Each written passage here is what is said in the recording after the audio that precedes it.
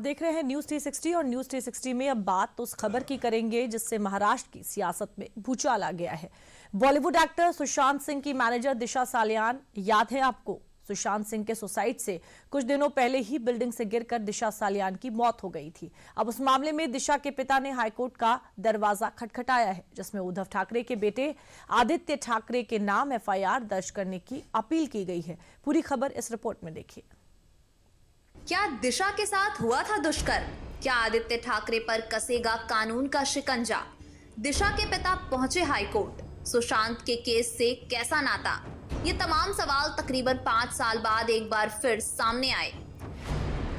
दरअसल अभिनेता सुशांत सिंह राजपूत की पूर्व मैनेजर दिशा सालियान की रहस्यमयी मौत के मामले ने एक बार फिर महाराष्ट्र की सियासत को गरमा दिया है। इस बार दिशा के पिता सतीश सालियान ने मुंबई हाई कोर्ट का दरवाजा खटखटाकर अपनी बेटी की मौत की नए सिरे से जांच की मांग की है।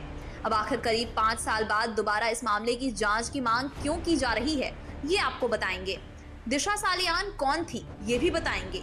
हाई कोर्ट में दायर इस याचिका के बाद महाराष्ट्र में शुरू हो रही सियासत भी आपको बताएंगे। लेकिन पहले दिशा सालियान के पिता के द्वारा दायर इस याचिका में क्या अपील किया गया है, वो जान लेते हैं। मुंबई हाईकोर्ट में पिता सतीश सालियान ने याचिका दायर किया। सतीश सालियान ने कहा, बेटी ने आत्महत्या नहीं की थी, बेटी की हत्या की गई थी। मौत की सीबीआई जांच करवाई जाए। पोस्टमार्टम रिपोर्ट में गड़बड़ियां की गई थी। राजनीतिक दखल की जांच होनी चाहिए। आदित्य ठाकरे के खिलाफ एफआईआर हो। दिशा सालियान के पिता के दायर इस याचिका में शिवसेना के नेता उद्धव बालासाहेब ठाकरे के बेटे आदित्य ठाकरे के खिलाफ एफआईआर दर्ज करने के साथ साथ मामले को सीबीआई को सौंपने की अपील की गई है। अब इस रहस्यमयी मामले में आदित्य ठाकरे के खिलाफ लग रहे इन आरोपों के बाद महाराष्ट्र में हो रही सियासी दांव-पेच के बारे में हम आपको आगे बताएंगे। लेकिन पहले आप इस मामले को लेकर गुरुवार को आदित्य ठाकरे ने जो अपनी प्रतिक्रिया दी है, उसे सुन लेते हैं। मैं तो लड़ते आया हूँ और अभी भी आप ही के लोगों में हूँ। लोगों से जो लोगों के काम है वो लेके जा रहा हूँ। बात यही है कि बदनामी की कोशिश चलती रहेगी। मेरी लड़ाई इस देश के लिए चलती रहेगी। दरअसल दिशा सालियान की मौत जब हुई थी, उस दौरान महाराष्ट्र में शिवसेना की सरकार थी और दिशा सालियान के मौत के महज 5 दिनों बाद ही अभिनेता सुशांत सिंह राजपूत की भी मौत हुई थी और दोनों के मौत को लेकर देश भर में न्याय की मांग भी की जा रही थी। लेकिन शिवसेना सरकार में महीनों तक पुलिस की जांच के बाद भी इस रहस्यमयी घटना को सुसाइड करार दे दिया गया था, जिसके बाद ये मामला 5 सालों में बंद पड़ा था और अब बीजेपी की सरकार महाराष्ट्र में बनी है, तो दिशा के पिता एक बार फिर न्याय की गुहार लगाने के लिए कोर्ट का दरवाजा खटखटा रहे हैं। दिशा के पिता के इस याचिका पर सुशांत के पिता की भी प्रक्रिया सामने आई है।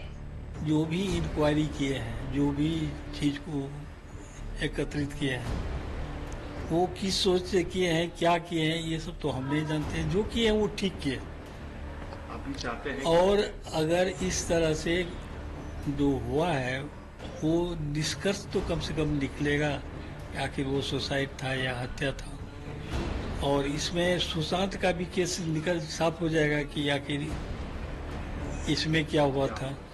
दिशा सालियान के पिता के दायर याचिका में जांच की मांग को लेकर बॉम्बे हाईकोर्ट का दरवाजा खटखटाने पर शिवसेना के नेता संजय राउत ने इस मामले को एक एक्सीडेंट बताते हुए बीजेपी पर कड़ा हमला किया है। देखिए, मर्डर केस की बात जो है, आप जो सब इस्तेमाल गलत कर रहे हो। मैंने जो पुलिस की जांच मैंने देखी है वो एक्सीडेंट था, वो एक्सीडेंट है, मर्डर केस नहीं है। आप बोल रहे हो, आपके माध्यम से ये बुलवाया जा रहा है। 5 साल के बाद उसके पिताजी ने ये एक पिटीशन दायर किया है। ये पिटीशन के पीछे क्या राजनीति है, ये पूरे राज्य को मालूम है। हालांकि विपक्ष अपने दांव आजमाने की कोशिश लगातार कर रही है, लेकिन अगर इस मामले की जांच नए सिरे से शुरू होती है तो सुशांत सिंह राजपूत केस से जुड़े तार भी सामने आने की संकेत जताई जा रही है। अपने इस बयानों से शिवसेना कहां तक पार पाएगी, ये तो आने वाला समय ही बताएगा। फिलहाल मामले को लेकर शिवसेना की इस प्रतिक्रिया पर बीजेपी ने भी जो कड़ा पलटवार किया है, वो सुन लेते हैं। मी कालच याच्यावरती बोललेलो आहे की जे काही नव्याने जी काही याचिका दाखल केली गेलेली आहे त्याच्यामध्ये जे काही हायकोर्टाचे किंवा माननीय हायकोर्टाचे जे काही फाइंडिंग्स येतील किंवा जे काही त्यांचे आदेश येतील त्याचं पालन केलं जाईल। करने की जरूरत नहीं, वो आदमी बदनाम है, उसको कोई डिफेम करने की जरूरत नहीं है। वो रात भर नाइट लाइफ एंजॉय करने वाला आदमी है। तेरे को किसी ने लाइसेंस दिया नहीं है, मर्डर करने का, रेप करने का। तू ठाकरे है तो कोई ऊपर से नहीं गिरा है। तुझे भी इस रूल को फॉलो करना पड़ेगा, रूल ऑफ लॉ को फॉलो करना पड़ेगा।